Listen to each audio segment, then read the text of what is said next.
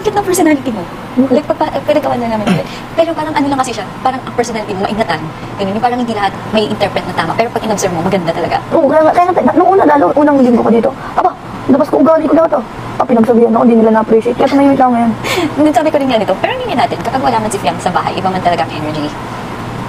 Kasi iba din yung energy na binigay. Diba nung mga first week ko? Pero kailangan mo lang talaga mag-ingat. Yun Kasi nga. hindi talaga lahat may intindihan ng ugali mo. Kaya Unless nga, parang malawak din sila Kaya nga, simula nung sinabihan ako nila kay Dong, sa kanya. yung umiyak ka.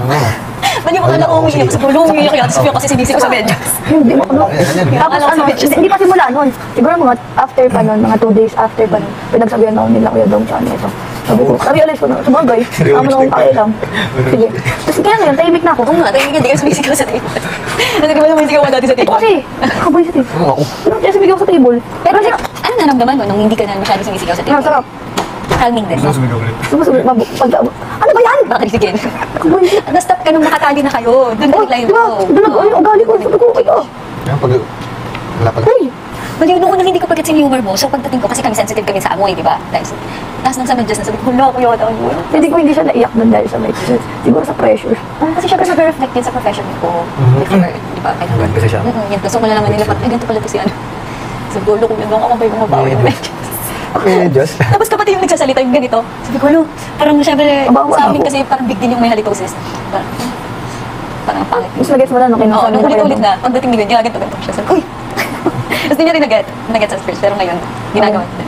May marami ka lang humor na hindi siya agad mapipick up. Pero pag na-pick up mo naman, maganda naman talaga. Kaya paglabas ko dito, punta na to sa best friend ko. Pagmumurahin ko kagad. Dito hindi ka Ha? Dito hindi kasi kuya daw mo before, di ba? Isang best friend ako, marami. Isang beses. Nung nakita niyo ako, nag-umiiyak dalawa. Di ko kinain nun, sabi ko, kompleto ko ah. Ako din, sa guys din ako dito. Nag-video ko para sa likita. May bumalik sa live ko. Si Mark. Narinig ko ito. Ang tingin ko, ang tangkad. Si Mark. Mapukusan, nakabuka ka pa nga ganyan. Ang tablet. Ba, ayos. Hindi na, Si Mark ka? Hindi, gawin hindi mo. nabutan siya. Ako din, sobrang. Ako wala ako. Hindi ko, Tama ka. Sabay sila kanatanong. Sobrang tangkad din. Anong kanta mo din? Kaya naman. Si Ma! Nagigitara to. Di pa marunong mag-gitara. Paglabas ko ng veranda. Nakatulog yung gitara. Diyan na nag-iisa. Mamaya ano, bumasir. Marami yan lagi. Nakakatawa doon. Bumalik si Mark. Mark, bumalik ka na pa. parang si JP. Parang si JP. Hindi, malayo na. Magasing tangkad sila. Tsaka Pero like personality. Ah, iba malayo. Sobrang likod. Sobrang Kaingay niya. Oo. Parang ADHD bata din. talaga. Parang may ADHD. Sobrang Parang ano lang, siguro mga 10 years old. Childish ganun. Sobrang 10 years old, 11 years old. Pero sobrang tangkad niya. Tapos yung boss niya pang malaki na maingay. Magkatabi pa kami sa higaan. Ang tagal kami makatulog.